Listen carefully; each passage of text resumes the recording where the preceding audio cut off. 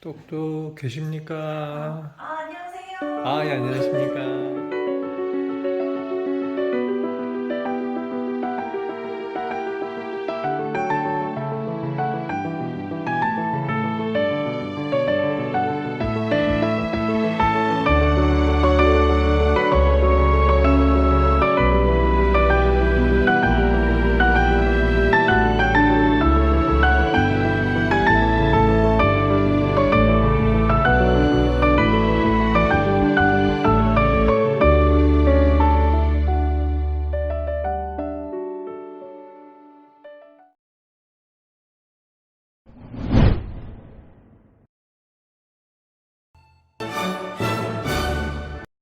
학력은요, 그냥 초등학교는 처음에는 일반 학교를 들어갔어요, 집 근처. 네. 근데, 학교를 다니는데, 처음에 선생님이 학교에 가면은 뭐 하라 그래요? 칠판에 써놓고 따라쓰기를 시키잖아요. 네.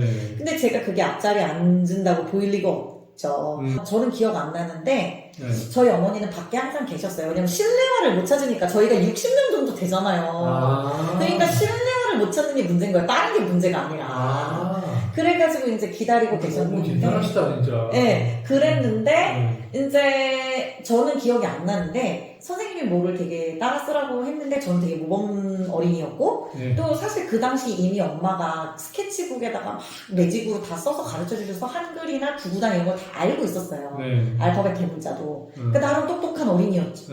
근데 그걸 못 쓰잖아요. 선생님이 쓰라는 네, 걸. 네. 근데 이걸 하긴 해야겠고. 네. 그러니까 제가 그때는 2차 발병을 하기 전이라서 한 네. 0.05 정도 시력이 나왔어요. 아. 근데 그땐 깍두기 공책이잖아요. 사실 좀 크잖아요. 네. 그러니까 어떻게든 해보려고 그 옆에 짝꿍 네.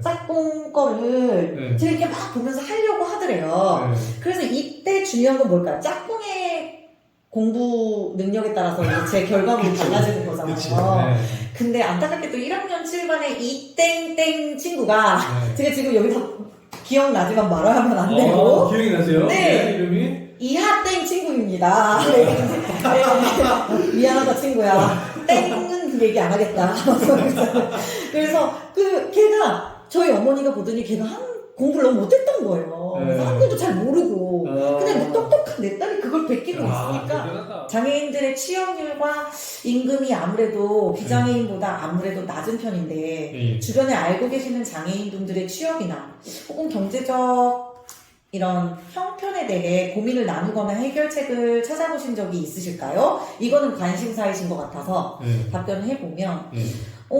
사실 항상 고민하는 거죠. 왜냐면 시각장애인이 좀 더 나은 직종에 종사할 수 있는 방법은 없을까 서로 얘기도 하고 네. 막 교사를 하면서도 시각장애 이제 후배 교사들도 있고 한데 네. 뭐 대학 후배인데 지금 뭐 교사를 하고 있는 친구들도 많고 네.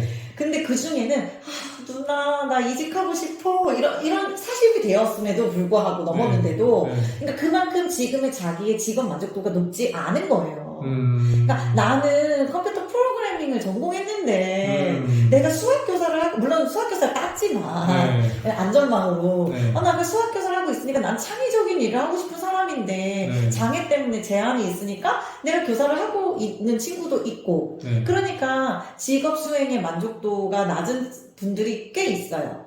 왜냐면 그게 내가 정말 사명감이나 물론 누구나 밥을 벌어 먹기 위해서 뭐 싫은 일을 하는 게 우리의 뭐 어떤 대다수의 소시민의 생활이긴 하겠지만 네. 그래도 비장애인들에 비해서 그 선택지가 적다 보니까 네. 능력에 비한 선택지도 적고 그러다 보니까 이렇게 그런 뭐 직업 만족도가 좀 낮은 느낌이 제 주변에 특히나 고학력 장애인들 그러니까 공부를 좀 많이 하는 친구들은 그런 게 있는 것 같고요.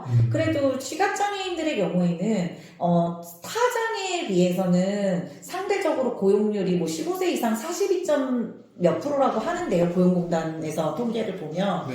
그 정도면 사실 근데 반에 가까운 거잖아요. 그래서 높은 편이라고 해요. 왜냐면 시각장애인만이 할 수 있는 유보 직종인 안마사 자격을 이제 시각장애인에게만 제한하고 있다 보니까 네. 아무래도 그런 부분은 있다고 할 수 있겠습니다. 직업 안정성이나 작은 돈이라도 경제 활동을 하는 비율은 타장애에 비해서 좀 높다. 이렇게 보실 수도 있습니다. 혹시나 해서 여쭤봅니다. 장애인 고용 부담금 이것도 사실 재미없는 얘기잖아요. 부담금 이거 해드려요? 부담금? 이거 있죠, 물론. 근데 이거는 솔직히 뭐 한 100 몇십만 원씩 이제 내야 되고, 아예 전년 교육 안 했을 때, 이거는 솔직히 말해서, 이거는 따로 본인이 리서치 하셔갖고 슬라이드 띄우셔도 되는 것 같아요. 제가 굳이 말을 한, 오히려 사람들은 이건 지금 시간이 제한돼 있으면 재미있는 질문이 아닌 것 같아서. 알겠습니다. 아니 근데 만약에 원하시면 할 수 있어요. 스킵하실 때. 장애인들의 취업률과 임금이 아무래도 비장애인보다 아무래도 낮은 편인데 주변에 알고 계시는 장애인분들의 취업이나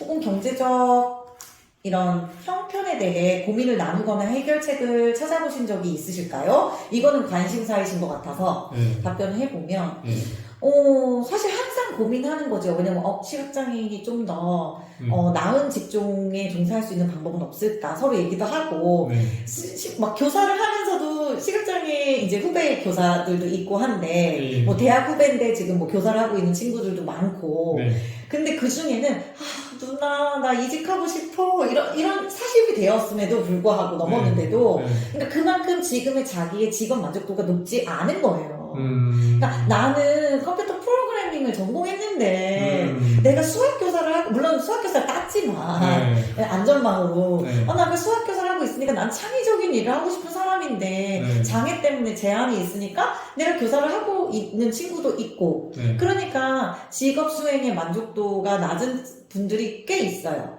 왜냐하면 그게 내가 정말 사명감이나 물론 누구나 밥을 벌어먹기 위해서 뭐 싫은 일을 하는 게 우리의 뭐 어떤 대다수의 소시민의 생활이긴 하겠지만 그래도 비장애인들에 비해서 그 선택지가 적다 보니까 능력에 비한 선택지도 적고 그러다 보니까 이렇게 그런 뭐 직업 만족도가 좀 낮은 느낌이 제 주변에 특히나 고학력 장애인들 그러니까 공부를 좀 많이 하는 친구들은 그런 게 있는 것 같고요. 그래도 시각장애인들의 경우에는 타장애에 비해서는 상대적으로 고용률이 뭐 15세 이상 42점 몇 프로라고 하는데요. 고용공단에서 통계를 보면 그 정도면 사실 근데 반에 가까운 거잖아요. 그래서 높은 편이라고 해요. 왜냐면 시각장애인만이 할 수 있는 유고 직종인 안마사 자격을 이제 시각장애인에게만 제한하고 있다 보니까 아무래도 그런 부분은 있다고 할 수 있겠습니다. 직업 안정성이나 작은 돈이라도 경제 활동을 하는 비율은 타장애에 비해서 좀 높다. 이렇게 보실 수도 있습니다.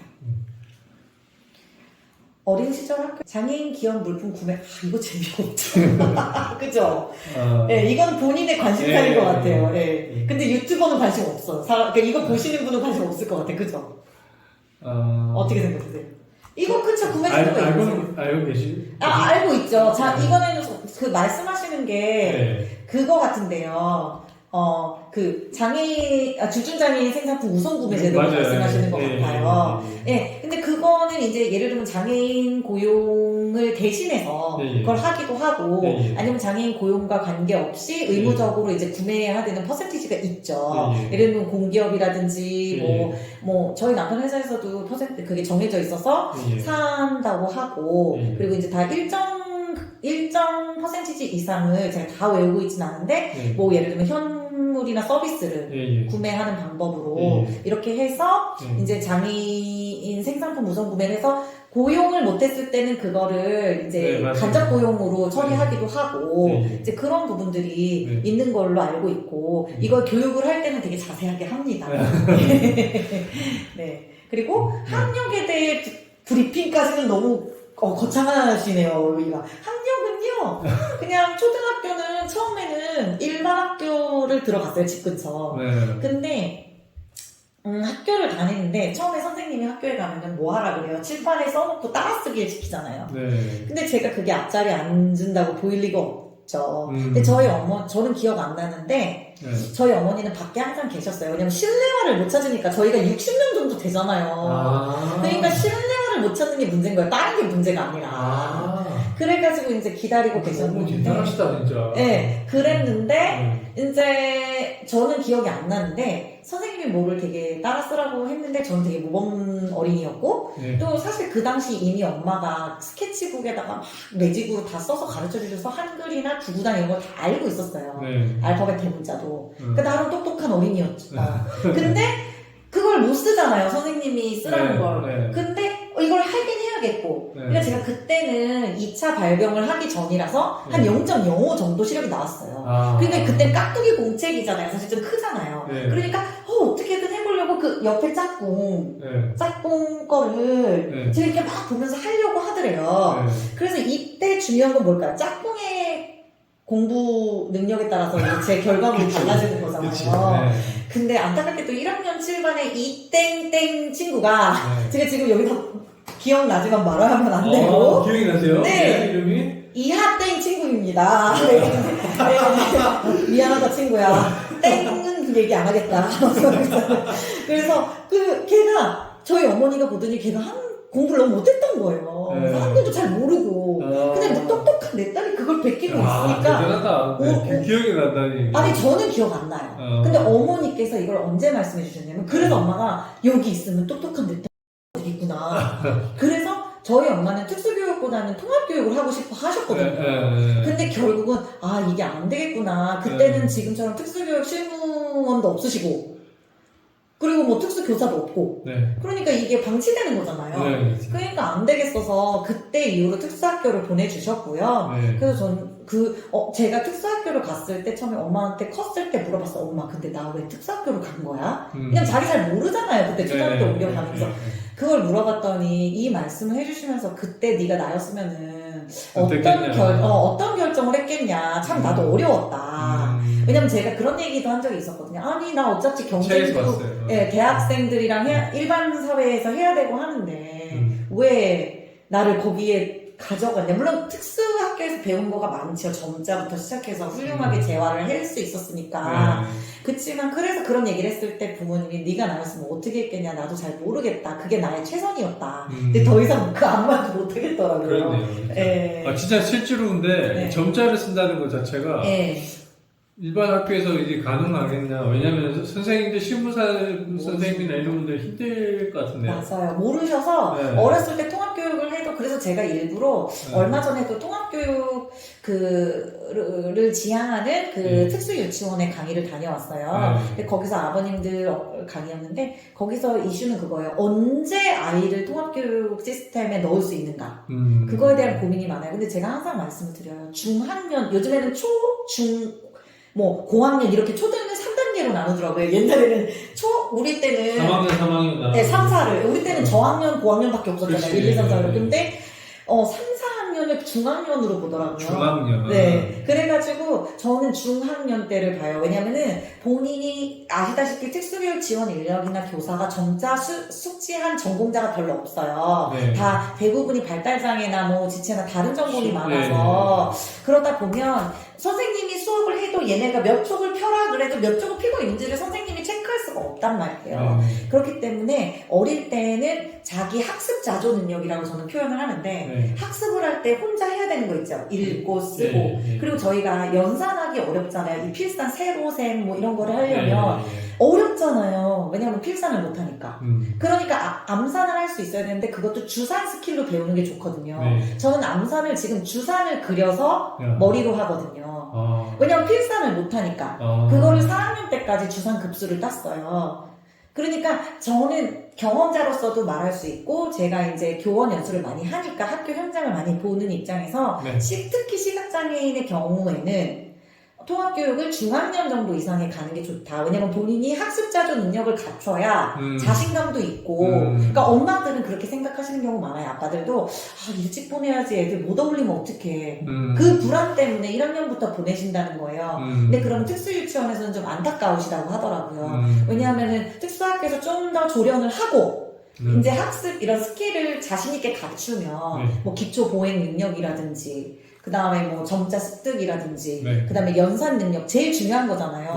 그걸 갖추고 나면 선생님이 점자를 몰라도 공부를 할 수가 있잖아요. 중학년이 되면 이제 어느 정도 머리도 컸기 때문에 오히려 더 잘 아이들도 사실 1, 2학년 아이들에게 통합반 장애 아이를 이해하기를 기대하는 거는 제가 장애 공감 교육을 12여 년 넘게 했잖아요. 그건 어려워요. 가장 효과성이 좋은 나이가 제가 해보니까 3, 4학년이에요. 그렇기 때문에 그때쯤에 가면 아이들도 서로 교육을 받으면 이해할 수 있고, 그리고 이 장애 아이 자신도 마음이 커져 있고, 자기도 공부 자신감이 읽기 쓰기 이 연산이 가능하기 때문에 그때 저는 통합교육 시스템에 안착하는 게 좋다고 저는 그렇게 이제 말씀을 여쭤보시면 드려요. 네. 그래서 저는 일단 여기서 그래서 특수학교를 나왔고요. 네. 지금 길이 샜는데 네. 그래서 그 이후에 서울맹학교라는 특수학교를 졸업을 했고요. 서울맹학교요? 네네네. 그리고 그 후에는 이제 연세대학교에서 피아노를 전공했는데 네. 이제 사고로 피아노를 계속 칠 수는 없는 상황이 와서 그래서 이제 발목이 다치죠. 네네. 그래서 발목 인대 손상 때문에 네. 그래가지고 이제 다른 일을 계속 해오다가 뭐 보조공학기기 다국적 회사에서 일도 하고 그러다가 이제 또 방송대에서 사회복지를 또 공부를 했어요. 그래서 이제 그렇게 그냥 지금도 공부를 하고 있어요. 또 방송대에서 법학을 공부하고 있어서. 그러니까, 진짜요? 네, 공부를 되게 그냥 취미라고 할까? 그냥 이렇게 좀 그러네. 네, 그런 식으로 좀 즐긴다고 조심스럽게 말하기가 좀 그렇지만 하여튼 네. 그래서 그냥 그렇게 지내고 있는 사람이고요. 그래서 배우는 거 좋아하는 사람입니다. 뭐든지 뭐 요리가 됐든 뭐 그게 새로운 기술이 됐든 그래서 뭐 예를 들면 저하고 관련이 없어도 뭐 점역사 자격증 이런 것도 따고 점자 이거를 점역사. 점역사. 네, 점역사. 예, 이것도 점자는 이렇게. 그러니까 한글로도 그쵸. 점자로 자격증도 따고 뭐 지금도 뭐 그리고 이거 직장 내 장애인 인식 개선 강의 이거 법정 의무 강의가 됐을 때 전부터 했지만 그것도 이제 자격증을 당연히 따야지 할 수 있는 거니까 뭐 그런 것도 따고 그러면서 공부하는 거 되게 좋아해서 그냥 재밌게 지내는 그런 편입니다. 네, 그리고 15번째 질문은 조금 있으면 초기화마 사회라고 합니다. 여성으로 아이를 낳고 기르는 어려움이 크실 것 같은데요. 정부가 엄청난 재정을 투입해서 출산율을 올리려고 해도 계속해서 출산율은 떨어지고 있습니다. 이유가 뭐라고 생각하십니까? 저는 교수님도 아닌데 이것도 저한테 물어보시면 이유는요. 제가 근데 그냥 우리 단순히 농담으로 생각해봤는데요. 우리 너무 아이를 키우기 힘들다는 생각. 얼마 전에 어떤 기사에서 봤는데 어떤 수학과 의사 선생님 되게 유명한 의사 선생님이 아니 아마 준철님도 아실 거예요. 삐뽀삐뽀 소아과 다 책 있잖아요. 그 애기 키우는 집에는 다 있다는. 저도 그걸로 이유식 했는데요. 기상책도 있고 그분 시리즈. 근데 그분이 그 얘기를 하시더라고요. 육아 솔루션 프로그램 같은 것도 많이 나오고 그런 거가 뭐 좋은 문제가 있는 아이들에게는 그게 좋은 도움이 되지만 그런 게 너무 노출이 많이 되다 보니까 애기 키우기는 힘들다는 게 우리 결혼 안 한 젊은 세대한테 인식이 너무 퍼져가는 게 아닐까. 근데 육아의 기쁨을 알려주는 프로그램은 사실 좀 솔직히 저희도 힘들지만 육아를 했을 때 느껴지는 내가 성장하는 기쁨도 있고 아이 때문에 또 아이를 키우면서 아이가 주는 기쁨도 크잖아요 사실. 아이가 뭔가 새로운 걸 해냈을 때의 기쁨 또 나한테 무조건적으로 사랑해 줬을 때에 내가 이런 사람임에도 불구하고 그러니까 이런 사람이라는 게 별게 아니라 그러니까 내가 볼 때 본인이 이렇게 잘났다고 생각하는 사람은 별로 없잖아요. 나한테 되게 부족한 것 같은데 내가 이런 사람인데도 무조건적으로 나를 믿고 나를 사랑해주는 존재가 어디 있어요 세상에. 그렇죠. 그건 와이프도 아닐 수도 있고 남편도 아닐 수도 있거든요. 그래서 그 경지의 기쁨을 이게 얘기하지 잘 못하고 뭐 그런 생각 해봤어요 저는. 그래서 그런 거 잘 모르고 그리고 너무 애기 키우는데 돈이 이만큼 몇 억이 듭니다. 대학교 뭐 너무 사회에서 육아의 어려움만을 집중해서 보고 있기 때문에 그런 게 아닌가. 왜냐면 저희는 장애가 있는 부모로서 장애를 가지고 부모 역할을 하는데 많은 고민을 하다 보니까 육아가 감사하고 아이가 나를 부모로 여겨주고 믿어주고 신뢰해주는 게 감사하고 그러니까 그런 생각을 많이 할 수가 있거든요. 사소한 것들에 고마워하고 그리고 뭐 무조건 아이를 내 뜻대로 하기보다는 왜냐면 아이가 나보다 어떤 기능에서 우월함이 있다는 것은 굉장히 부모를 겸손하게 한답니다. 그렇죠. 왜냐면 그건 나보다 나으니까. 그러면 부모가 겸손해지거든요.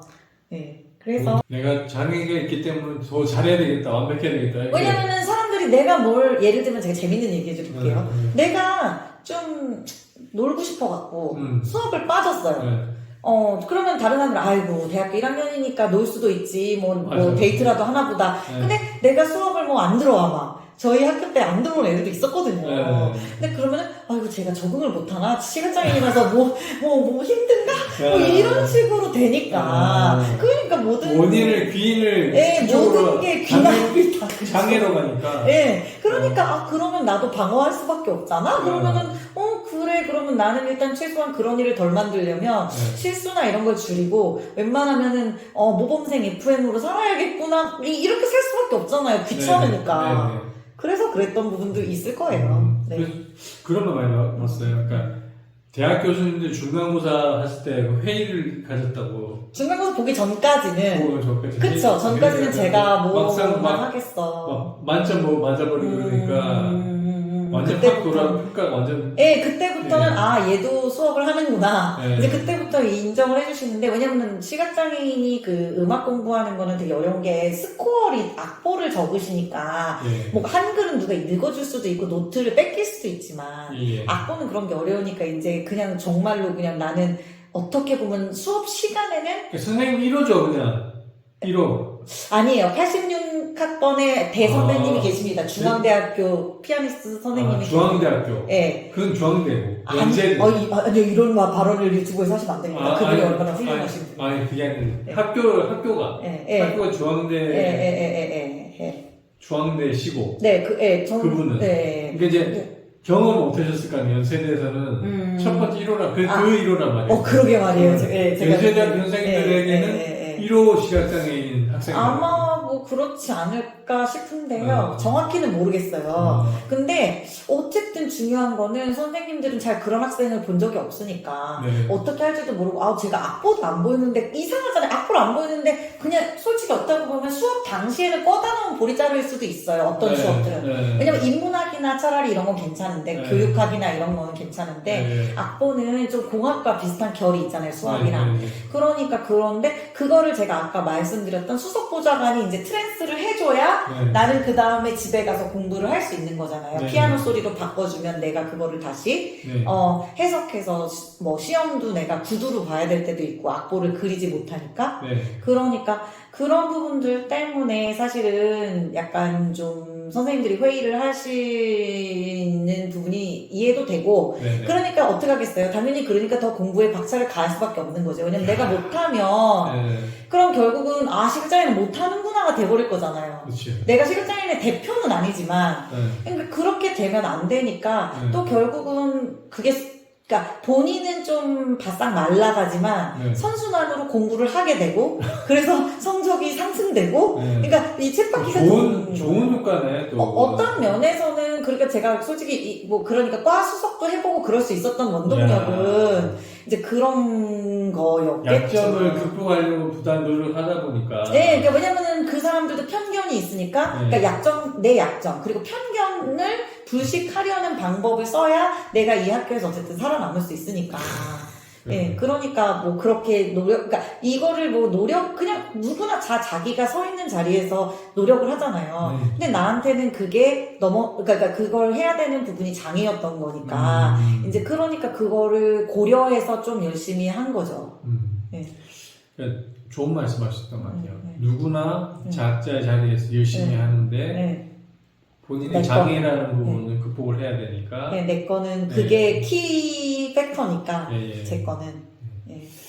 와, 여기 또 그런 말 있어요. 지금 야맹증 때문에 신데렐라처럼 밤만 되면 사라진다. 근데 5시, 마에 5시 30분 넘어가면 안 되는, 지금 이제 10월 이때부터 그렇죠. 중순. 그렇게 되나요? 왜냐면 그때쯤부터는 이제 해가 5시 40분 이때 지기 때문에, 5시 30분 넘어가면 안 되죠. 잘 안 보이시는 거예요? 그러니까, 그쵸. 학교를 너무, 신데렐라처럼 빨리 빠져나와야 되는, 재미있게 얘기하는 거죠. 그 다음에 오만인의 연인. 그건 뭔지 아시죠? 왜냐면 시각장애인 안내자세가 이렇게 팔을 잡아주는 팔꿈치를 잡잖아요. 그러니까 다니면 쟤랑 저분이랑 또 쟤랑 사겨? 아니면 이렇게 다 왜냐면 보통 사람은 그런 자세로 캠퍼스를 이성이랑 다니지 않잖아요. 근데 그것도 맨날 바뀌어. 왜냐면 한 사람만 다니는 게 아니잖아요. 네. 친한 또 남사친은 많이 있잖아요. 그쵸, 그러니까 그쵸. 그러면 얘랑 가면 또 얘랑 간다, 쟤랑 가면 쟤는 왜 저렇게 쟤는 바뀌어? 남자가 맨날 이렇게 많은가 봐. 그래서 오만인의 연인이라는 게 제 별명이었어요. 그러니까. 애들이 웃자고 하는 말이죠. 네. 다 알죠, 이제. 네. 그러니까, 네. 너 오만인의 연인이야. 그냥 아무나 다 팔짱 끼고 다니고, 프리패스야, 막. 네, 그렇죠. 긍정적으로 장애를 위트 있게 승화한다고 아, 할까. 저는 그 좋은 말이었더라고요. 네. 그다음에 또 장애아이 하나를 키우려면 온 나라가 필요하다. 그거는 힐러리 클린턴께서 하신 네. 말씀을 제가 인용한 거예요. 그게 원래 장애아이 하나를 키우려면 온 마을 사람들이 필요하다. 그 말. 네, 그 말에서 원래 아이 하나를 키우려면 온 마을이 필요하다를 장애아이 하나를 키우려면 온 나라가 필요해.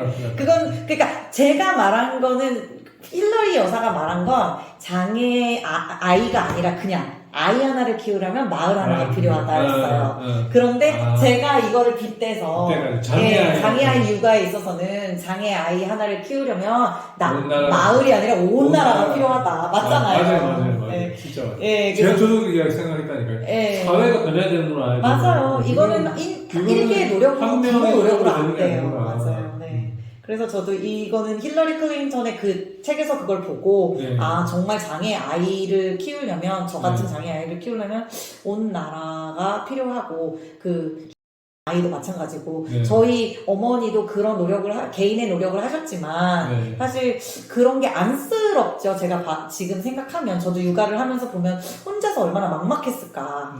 그런 시스템도 없을 때 모든 판단도 혼자 해야 되고 뭐 특수교육에 대한 정보도 없고 특수교사도 없고 뭐 그럴 때였으니까. 그리고 중요한 결정을 전문가에게 물어볼 컨설팅 대상이 없잖아요. 그 옛날에. 그리고 가족들 노력이 정말 대단하셨더라고요. 네.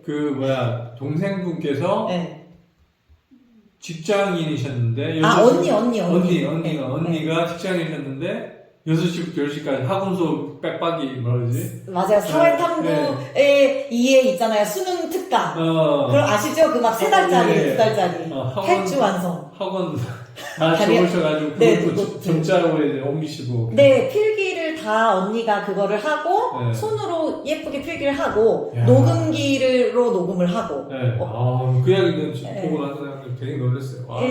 진짜 정말 고맙죠. 온 가족이 다 달라붙었구나. 그러니까 온 가족이 달라붙진 않았고 엄마 그리고 아빠 원래 아빠는 정말 라이드를 많이 어렸을 땐 주셨고 운전을 많이 해주셨고 아빠도 정말 고생 많이 하셨는데 저희 가족은 되게 저에 대해서 어떻게 특별하다는 생각하지는 않았고 그냥 필요할 때 그냥 이렇게 정말 근데 아무렇지 않게 정말 그리고 너무 열정적으로 사실 그 직장 다니는 사람이 그러기 쉬운 게 아니잖아요. 그리고 한가 해도 그게 좀 머쓱하기도 할 거고 그 나이에 학원을 가면서 다 애들이 인사를 했다고 하더라고요. 선생님인 줄 알고 강사인 줄 알고 근데 정말 지금 생각해도 고맙죠. 왜냐하면 회사 끝나고 10시까지 그런 거 늦게 하잖아요. 강의를 선생님들이 이제 7시에서 10시 막 이런 식으로 하니까 근데 그거를 이제 동생이 들으라고 나중에 그렇게 해가지고 사랑하는 마음이 대단하다. 되게 고마웠죠. 저희 가족은 그런 부분에 대해서 굉장히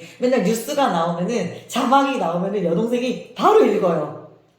그러니까 참 재밌게 아무렇지도 않으면서도 그렇게 다 이렇게 센스가 있고 되게 좋은 환경에서 저는 자랐던 것 같아요. 저는 어떤 생각을 했냐면은 우리 보석 진주라는 거 있잖아요. 진주가 사실은 조개가 상처를 입고 그 상처를 갖다 계속해서 이제 통해가지고 만들어가지고 결국에는 예쁜 진주를 만들어야 되잖아요.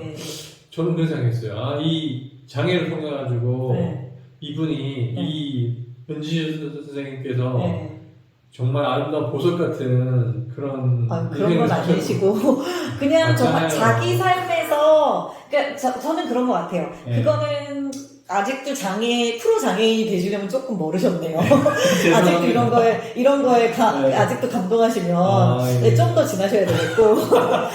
그냥 저는 그렇게 생각해요. 되게 시크하게 생각하면, 그냥 나한테 주어진 게 그거였으니까. 그런데 우리 가족도 가족한테 주어진 가족 구성원 한 명이 이랬으니까 그냥 같이 쿨하게. 어떻게 하면은 잘 살까. 그리고 저희 동생은 오히려 제가 되게 고마운 건 장애 가족 사이에는 건강하지 못한 다이나믹이 어쩔 수 없이 생길 수밖에 없거든요. 네.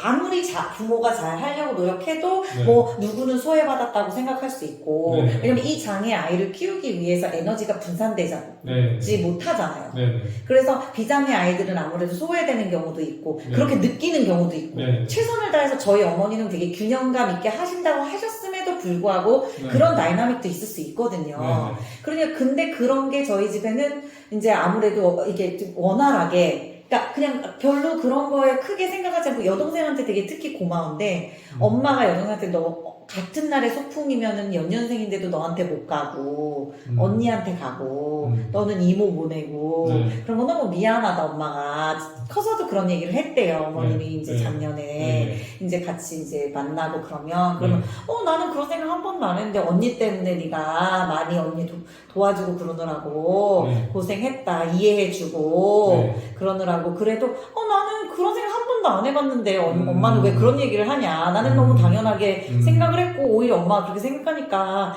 근데 모든 형제들이나 모든 가족들이 다 그렇게 생각하지 않거든요. 예를 들면 어떤 가족은 그것 때문에 너무 상처를 입기도 해요. 그래서 특히 장애 자녀와 비장애 자녀를 키우시는 부모님들이 되게 그거를 균형 줄타기를 정말 잘해야 되는 것 같더라고요. 왜냐면 저도 당사자로서 미안하거든요. 내 존재 자체가 미안할 때가 있어요. 왜냐면 그거는 내 잘못은 아니지만 어쨌든 이 장애 아이가 있으면 그쪽에 에너지를 더 쓸 수밖에 없잖아요. 그러면은 비장애 아이도 똑같이 자라나는 발달 단계에 있는데 나는 그때 이 친구만큼을 못 받았다고 생각하면 서운하고 속상할 수밖에 없거든요. 사람이기 때문에. 그래서 그런 부분들에 대해서 근데 저희 집은 그런 부분에서 굉장히 제가 축복받은 가정 환경이었다고 생각하는 게 뭐 경제적으로도 그렇지만 뭐 비경제적으로도 집안이 되게 뭐 화목했고 그렇게 언니가 막 공부로 도움을 이렇게 학원을 다녀줄 정도로 이렇게 액티브하게 도움을 주고 서로 공감을 잘 했다는 거니까 그러니까 되게 고마운 환경이었죠. 네. 가족에서 소외되지도 않고. 그러니까. 보조기구 확대경 300만원짜리 구입 하셨다고. 그 옛날에. 그쵸? 그 예를 들면. 네. 지금, 만약에 장애인인데, 만약 집이 이렇게, 만약에 그렇게 풍족하지 못하다고 한다면, 어떨까? 저는 그래서 혜택 받았다고 항상 저는 생각을 해요. 그래서 저는 부채감이 있어요. 그 누군가가 아니라, 그러니까 불특정한 그냥 시각장애를 꼭 시각장애 아니라도, 그러니까 장애를 가진, 특히 시각장애는 더 공감이 되겠죠? 그럼 저는 되게 제가 좀 이타적인 사람이 아닌데도 되게, 저도 이제 막 혼자서 피아노만 20년 쳐보기도 했고, 그리고 아무래도 자기 내면을 많이 보는 사람이라서 이제 막 되게 이타적이고 오지랖퍼도 아니고 그런데도 불구하고 그 연세대학교의 시각장애인 학습 지원센터 아름터를 만든 거나 그런 것들이 그리고 저는 항상 강의를 할 때도 제가 사명중으로 느끼는 제가 이런 말 하는 거 되게 안 좋아하는데 사명으로 느끼는 거는 내가 그래도 좋은 가정 환경, 좋은 부모님을 주셔서 내가 그래도 내가 잘나서가 아니라 이런 환경 때문에 먼저 보조공학기기도 일찍 고가의 보조공학기기도 접할 수 있었고 우리나라에 전자정보 단말기가 나오기 전에도 저는 그걸 써볼 수 있었고 공부하면서 그러니까 그런 부분으로 내가 된 거지 내가 똑똑하고 나만 뭐가 잘나서 된 거라고 생각하지 않거든요. 만약에 그때 세상에 우리 부모님이 다른 생각만 가지셨어도 아유 장애인이 뭐 공부를 투자를 한다고 똑같이 하겠어. 그냥 차라리 상가 하나 물려주지. 만약에 이렇게 생각했다면 저는 대학 근처에도 못 갔을 수도 있는 거예요. 그 시대에는. 그렇죠. 그러니까 저는 그거에 대해서 저희 부모님의 의식이 감사했고 저희 부모님의 경제력도 감사했고 무엇보다도 이제 그런 가족을 제가 선택한 게 아니잖아요. 그러니까 저도 뭐 어떤 뭐 되게 막 신실하게 신을 믿는 사람은 아니지만 어쨌든 간에 이건 내가 그런 게 아니니까 내가 돌려줘야 될 것이 사회에 환원을 하든